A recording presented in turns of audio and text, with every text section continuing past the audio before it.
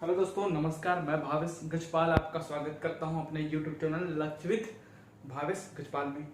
मेरे चैनल के साथ बने रहने के लिए चैनल को लाइक कीजिए, सब्सक्राइब कीजिए, साथ ही बेल आइकन को प्रेस कीजिए। देखिए, आज हम लोग पढ़ रहे हैं छत्तीसगढ़ में मराठा के बाद ब्रिटिश अधीन छत्तीसगढ़। ठीक है, मराठा पढ़ चुके हैं, इसके 3 वीडियो मैं बना चुका हूं। ये पार्ट 4 है। आपको डिस्क्रिप्शन बॉक्स में चारों वीडियो के लिंक एक साथ मिल जाएंगे, चौथे पार्ट का भी एक साथ मिल जाएगा। आप चारों को एक साथ कॉपी कर सकते हैं। ठीक है, कॉपी करके बार बार इसे देख सकते हैं। अगले वीडियो में मैं ये बताऊंगा कि आप वीडियो को ऑफलाइन डाउनलोड कैसे कर सकते हैं। कई बार क्या होता है, हम लोग यूट्यूब में बार बार देख नहीं पाते, तो एक बार देख रहे हैं, उसके बाद डाउनलोड कैसे कर सकते हैं उसको, तो अगले वीडियो में मैं मोबाइल से डाउनलोड करने की इसके ट्रिक बताऊंगा। ठीक है, देखिए चौथा पार्ट है ये ब्रिटिश अधीन छत्तीसगढ़ का। इसमें हम लोग ब्रिटिश अधीक्षकों के बारे में अर्थात सुपरिटेंडेंट्स के बारे में पढ़ेंगे, जो रेजिडेंट के अंतर्गत काम करते थे, मतलब नागपुर के रेजिडेंट के अंतर्गत छत्तीसगढ़ में काम करते थे। और इसको बताने के पहले एक और बात कहना चाहूंगा कि स्टे होम स्टे सेफ। कोविड-19 के खिलाफ आप घर में ही रहें। ठीक है, घर में ही रहकर काम करें, बाहर ना निकले। Stay home stay safe. अब देखिए, पार्ट 4 में ब्रिटिश अधीन छत्तीसगढ़ के और अधीक्षकों के बारे में हम लोग पढ़ेंगे। ब्रिटिश अधीन जो छत्तीसगढ़ था वो 26 जून 1818 से 6 जून 1830 तक था। 26 जून से लेकर 6 जून तक। ठीक है, ये 6 जून 1830 तक खत्म हो जाता है 12 साल के कार्यकाल में ब्रिटिश अधीन छत्तीसगढ़, जिसमें अप्पा साहब से संधि करते हैं कौन? अंग्रेज। रघुजी तृतीय के अल्पवयस्क होने के कारण। पुराने वीडियो में मैं पढ़ा चुका हूं, पुराने वीडियो को एक बार जाके आप देख सकते हैं। ठीक है, अब इसी का अगर वीडियो आपको पसंद आ रहा है तो वीडियो को लाइक कीजिए और साथ ही शेयर कीजिए। लिंक शेयर कीजिए, जितने भी ग्रुप में हो सके उतने ग्रुप में आप इस वीडियो को शेयर करें। देखिए, नागपुर के रेसिडेंट जो होते हैं वो होते जेनकिंस होते हैं। कौन होते हैं? जेनकिंस। ठीक है, नागपुर और छत्तीसगढ़ को पैरेलल पढ़ा रहा हूं, मैं बताया हूं। इंडियन हिस्ट्री से जब तक नहीं जोड़ेंगे तब तक छत्तीसगढ़ समझ नहीं आएगा। नागपुर के रेसिडेंट जो होते हैं वो जेनकिंस होते हैं। जेनकिंस के अधीन छत्तीसगढ़ में ब्रिटिश सुपरिटेंडेंट अधीक्षकों की नियुक्ति होती है। ठीक है, जैसे ही अप्पा साहब से संधि कर लेते हैं, नागपुर अंग्रेजों के अधीन आ जाता है, जहां पर रेसिडेंट नियुक्त होते हैं। ठीक है, और उसी के अधीन जब नागपुर, क्योंकि नागपुर के अधीन छत्तीसगढ़ था, तो छत्तीसगढ़ में अधीक्षकों की मतलब सुपरिटेंडेंट की नियुक्ति की जाती है, जिनमें से पहले सुपरिटेंडेंट अधीक्षक होते हैं। पहले अधीक्षक होते हैं कैप्टन एडमंड।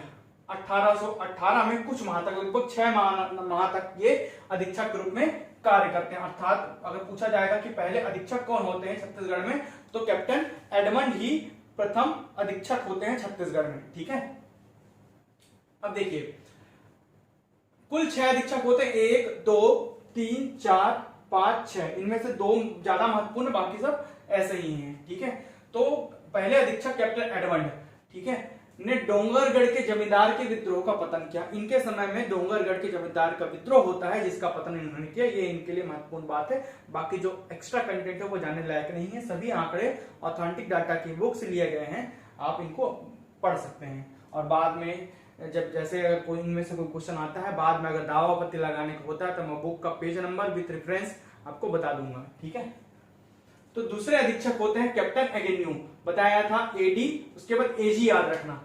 एडी के बाद क्या याद रखेंगे आप? एजी। एडमंड के बाद एगेन्यू।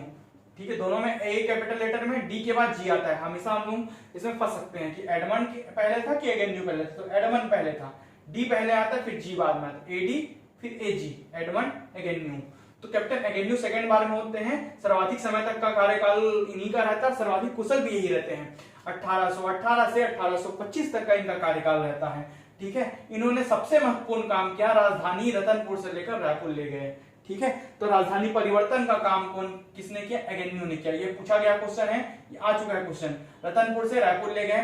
पहले मराठा काल में रतनपुर राजधानी हुआ करती थी, बाद में छत्तीसगढ़ का केंद्र बिंदु होने के कारण रायपुर को राजधानी बनाया गया। इस प्रकार रायपुर सन 1818 में छत्तीसगढ़ की प्रथम बार राजधानी बनी।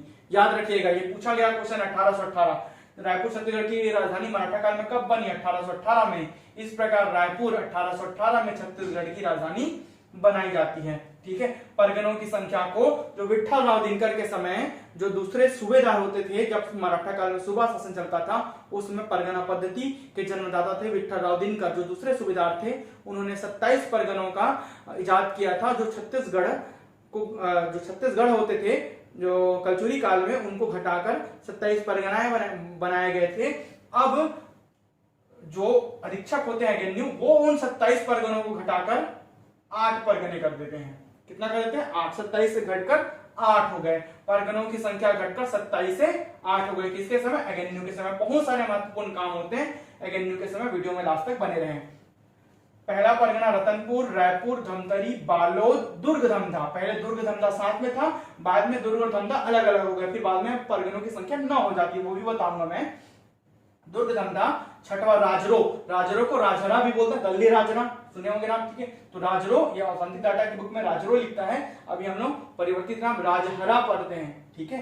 तो राजरो, नवागढ़ और खरौद, ये 8 परगने हुए। 27 से घटकर परगनों की संख्या 8 कर दी गई। सबसे पुराना और बड़ा परगना हुआ रायपुर, सबसे नया और छोटा परगना हुआ राजरा। आपको बड़ा और छोटा करके दिया है परगनों में, लेकिन जब ग्रंथ अकेडमी की बुक पढ़ेंगे तो उसमें पुराना और नया करके दिया है। सबसे पुराना परगना रायपुर और सबसे नया और छोटा परगना हुआ राजरो।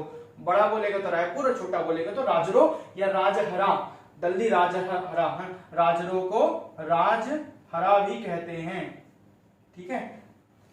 1820 तक 9 परगने हो गए। दुर्ग और धमधा को अलग अलग कर दिया गया, बताया था। ये एगेन्यू के हाथ में आ गया परगना, और दुर्ग धमधा को उन्होंने अलग कर दिया। 1820 तक 9 परगने हो गए। परगनों की संख्या अब 9 हो गई। दुर्ग और धमधा अलग अलग हो गए, पहले दुर्ग और धमधा एक ही साथ थे। एक और चीज, जब मराठा पहली बार छत्तीसगढ़ में आए थे कलचुरियों के खिलाफ आक्रमण करने, तो उन्होंने अपना सेंटर दुर्ग को बनाया था। पुराने वीडियो में मैं बता चुका हूं, ठीक है।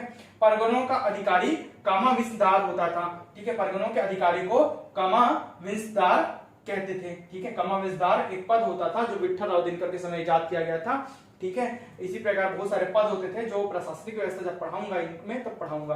तो कामाविसदार परगनों का अधिकारी होता था, ठीक है। अब देखिए ये सब इंपॉर्टेंट क्वेश्चन जो आजकल पूछे जाते हैं, ये तो कॉमन किसी भी बुक में मिल जाते हैं, ये नहीं मिलेंगे आपको 3 बिंदु।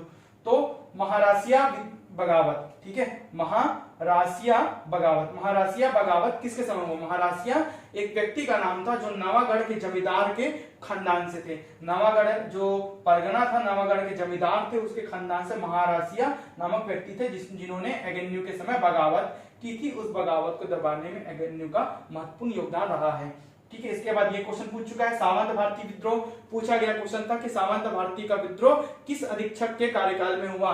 तो एगेन्यू के कार्यकाल में सामंत भारती का विद्रोह हुआ, जिसको बाद में दमन कर दिया गया। विद्रोह को पतन कर दिया गया या दमन कर दिया गया, दबा दिया गया। धमधा के गोड़ राजा का विद्रोह, ठीक है। तो धमधा के गोड़ राजा का, नाम मात्र का जो गोड़ राजा था, उसका विद्रोह भी एगेन्यू के काल में ही होता है।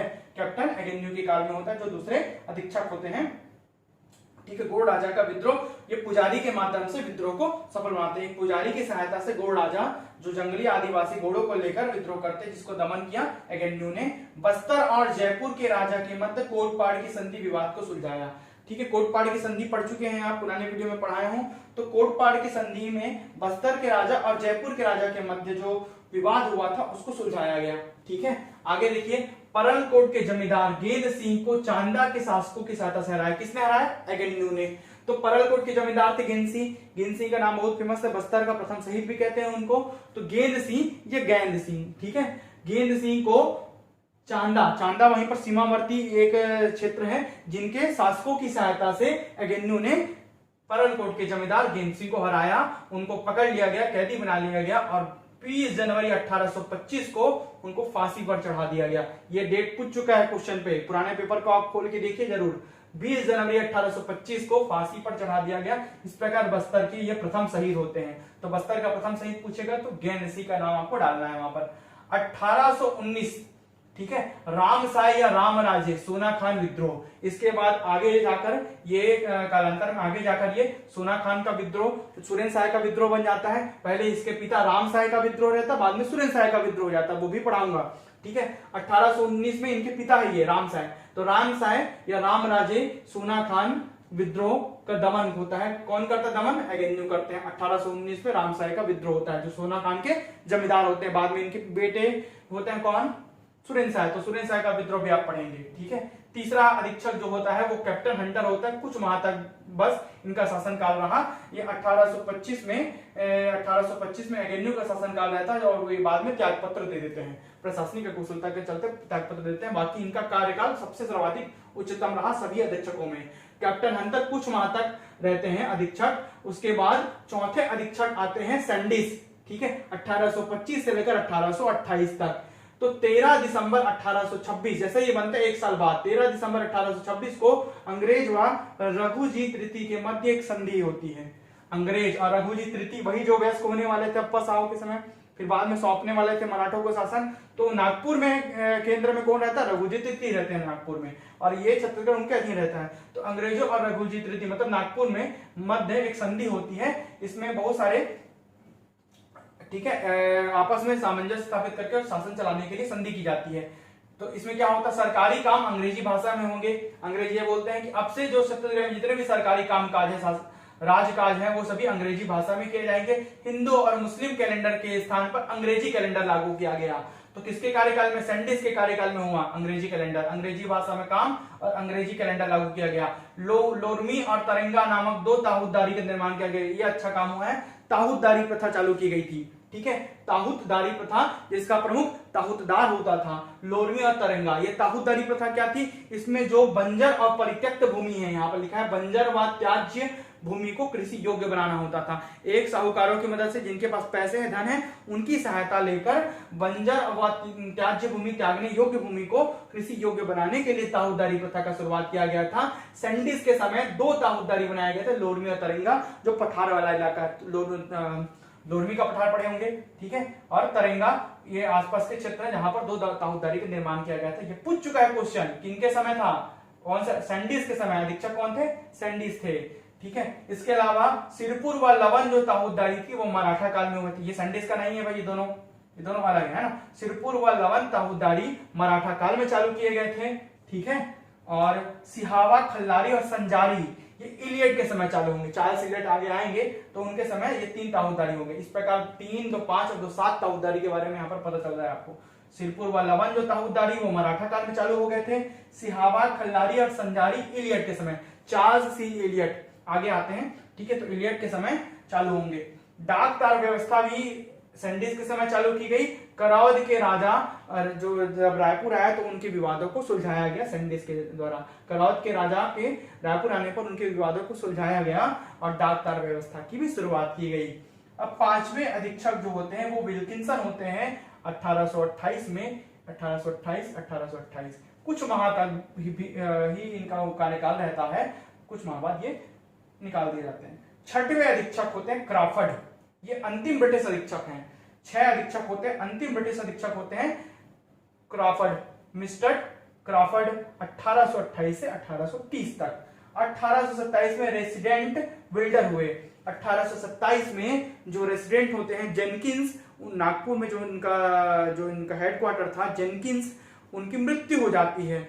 अब बनकर आते हैं 1827 में नए रेसिडेंट बिल्डर। अब नयापन आया तो चेंज होना है, इसलिए देखना कैसे हस्तांतरित होगा मराठों को पुनः शासन। तो बिल्डर होते हैं नए रेसिडेंट। 27 दिसंबर 1829 को 2 साल बाद, जैसे ही इनकी नियुक्ति होती है उनके 2 साल बाद 27 दिसंबर 1829 को अंग्रेजों व रघुजी तृतीय के मध्य एक नई संधि होती, पुनः संधि हुई।